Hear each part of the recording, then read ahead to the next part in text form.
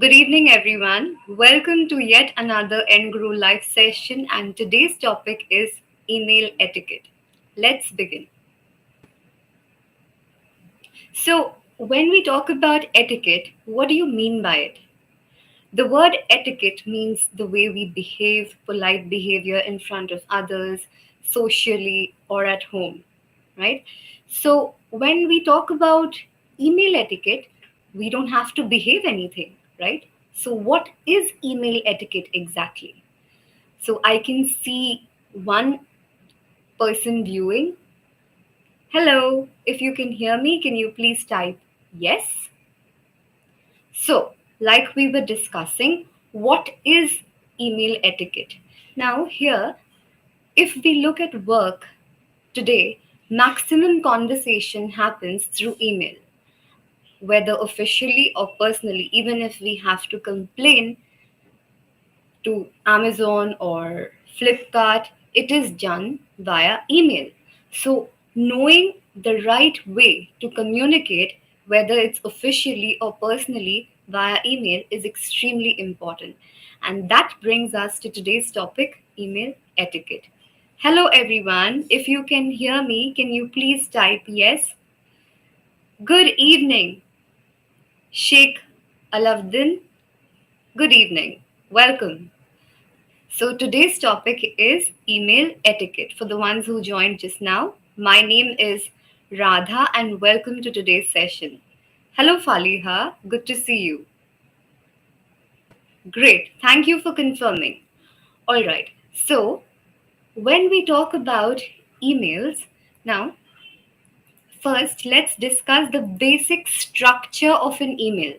The basic structure of an email is greetings, introduction, the body or the detail, the main message that's often called a body, and ask or action, and then we have the closing line. That's the basic structure of an email, whether it's personal or professional. Now, what are the do's and don'ts when we talk about email etiquette? Now, years ago, there was a colleague of mine. She sent me an email saying that, hello, are you coming to the meeting at 4 p.m.? If not, please tell me. I was a little confused. The language that she used was as if, she was sending me a WhatsApp message. So be careful. There is a difference between language that you use in instant message and email. In email, it should be more sophisticated, should be more polite, and hence we move on to the do's and don'ts. So, first, let's look at the do's. What we should do. Now, the subject. The subject is the first thing that the receiver checks when he opens his or her email, right? So I often notice people writing a long sentence in the subject. Please avoid it. So in the your subject should not be more than one or two word. So example is sales meeting update. That's it. Maximum it can go up to 3 words. It should be to the point so that the receiver can decide whether it's an urgent mail that he or she needs to open and check, or it can be read later. So the first do is write the subject. Your subject should be short and concise, right? Next is personalize the message. Example, dear Mr. Arun. Use the word dear. It can be used in official emails as well. You don't have to write Mr. if you know the person, if that's your colleague or if that's your manager. You can write the word dear even in official email. Yes, that's allowed.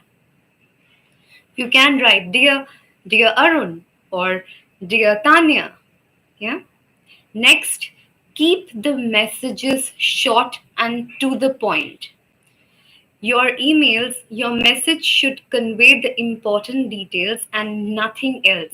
It shouldn't be like an SMS or a WhatsApp message. Irrelevant information is not appreciated and can be avoided, especially work or official email. That's the first etiquette that you should remember.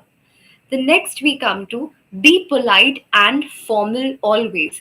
Use a lot of functional language now or modal verbs. When I say functional language or modal verbs, what do I mean by that?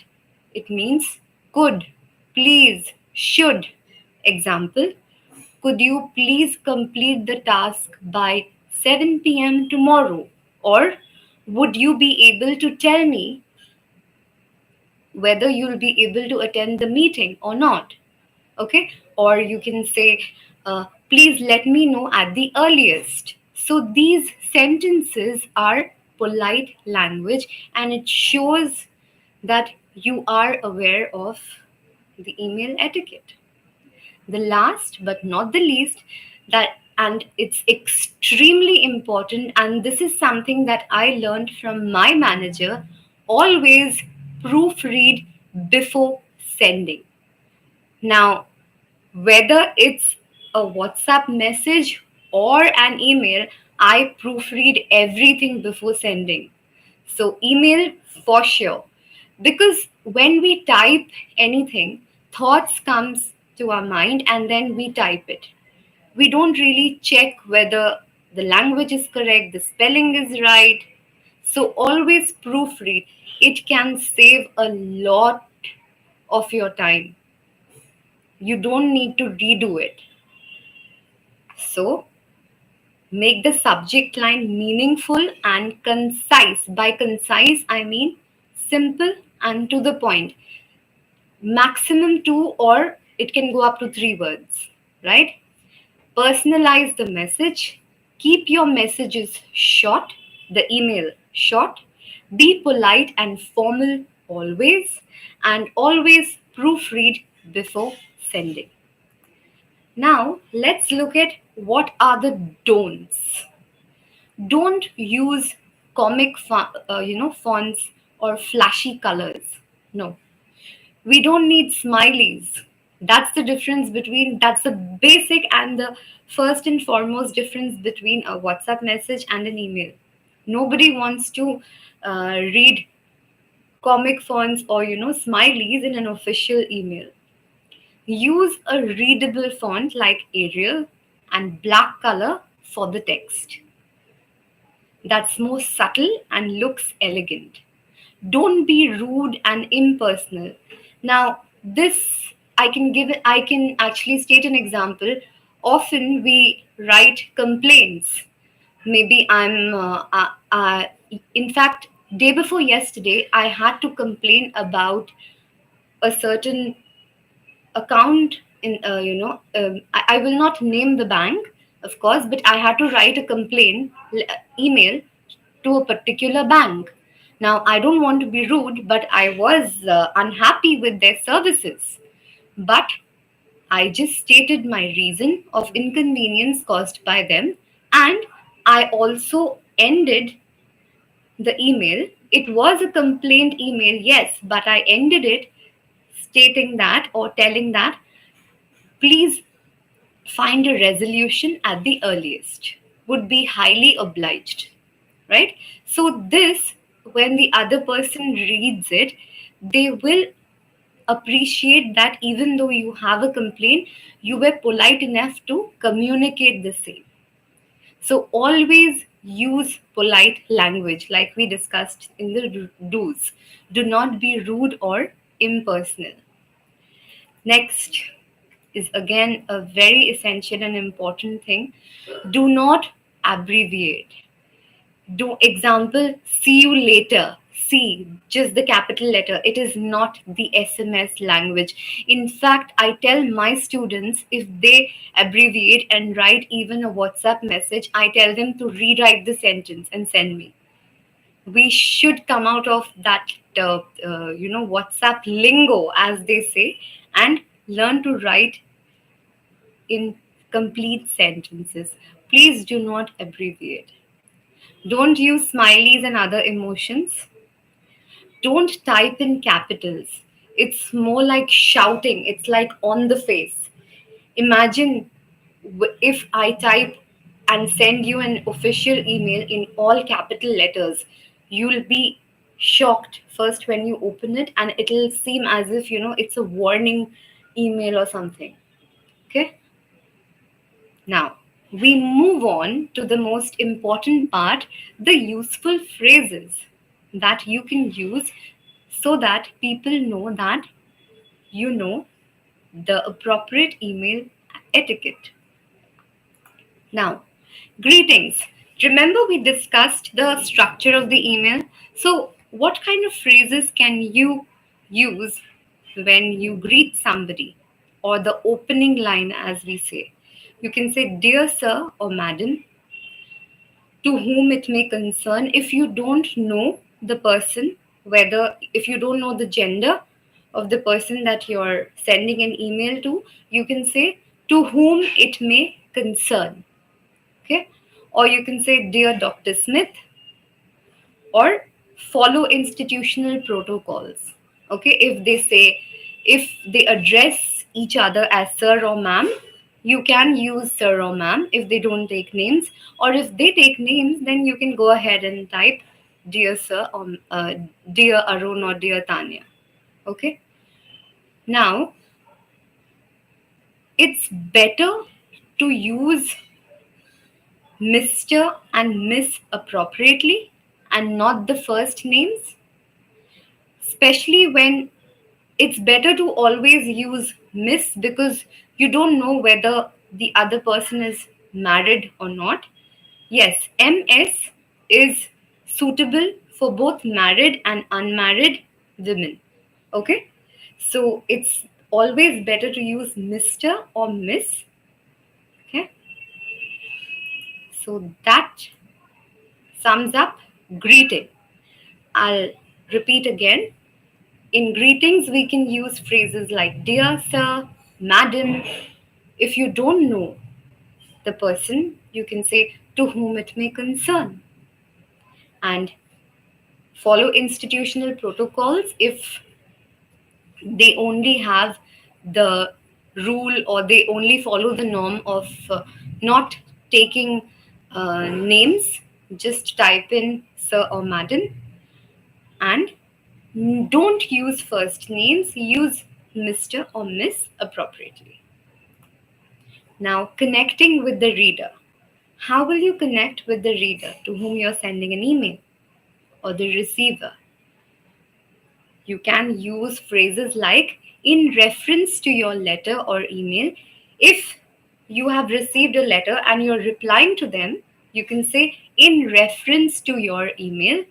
Or if they had called you and you are replying to the phone call by email, you can say in regard to your phone call. Or if you have met the person face to face and it is a follow up email, you after the face to face meeting, you can say further to our recent meeting. Okay, or if it's a virtual meeting, you can also use the same phrase, further to our recent meeting. Then the reason for writing.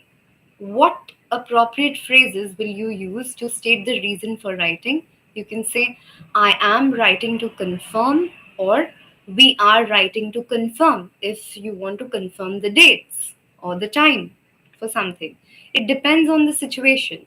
Or I am writing to let you know if you want to inform somebody something. Or I would like to inform you. You can say, I'm writing to let you know, or I would like to inform you, right? If you want to give someone a good news, then you can say, we are pleased to say, or you can use, I am delighted to inform you that, then complete the sentence.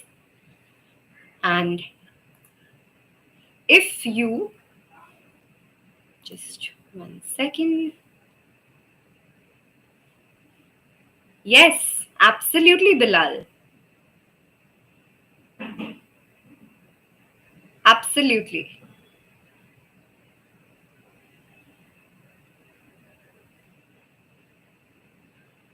And if you want to, 1 minute, if you want to make requests, the polite phrases, you could use polite phrases like, we would be grateful if we could, we would be grateful, or I would be grateful. It depends on the context or the situation. Okay, I would be grateful or we would be grateful.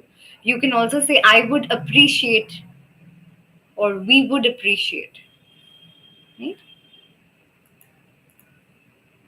And how will you conclude it?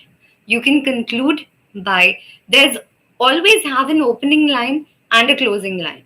Okay, so your concluding line would be, please feel free to contact me or connect with me.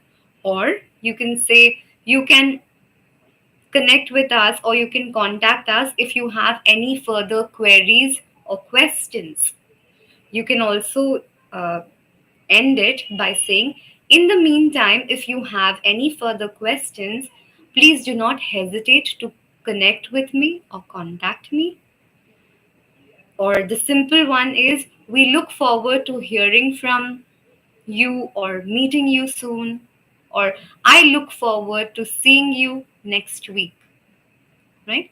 So these are some useful phrases that you can use. Also, it's important that you proofread before sending. If you have any doubts or if you have any questions on any spellings, if you don't know, you can always use the Cambridge Dictionary online. Do not refer to Google. Okay, Cambridge Dictionary online is always helpful, or and you can refer to spellings, you can refer to grammar, language. Okay, also for informal emails, when you use informal emails, people always think that we can write it like an SMS language. Try to use polite language even if you write informal emails, even though it's not official. But even with our friends and relatives, we want to sound polite, we want to come across as polite. So always remember these small things that goes a long way, right? So let's revise the essential things. Proofread, proofread, proofread. I cannot tell you how important it is. Now, for people who don't know what proofread is, proofread means after you write something, just go through it. Remember, during exams, our mother or parents used to say, read or check. Exactly that. The right term is proofread. Okay? Proofread before you send any email. I hope this session was useful to you. This live session will be saved. In case you want to come back and learn again, you can watch it. Okay. And if you have any friends or family, I can see Faliha, Sheikh, Bilal, all of you, Bharti, all of you are regular students of Enguru. If you have your friends and family, you can also tell them to download the Enguru app and join our classes. So, thank you, and I will see you soon.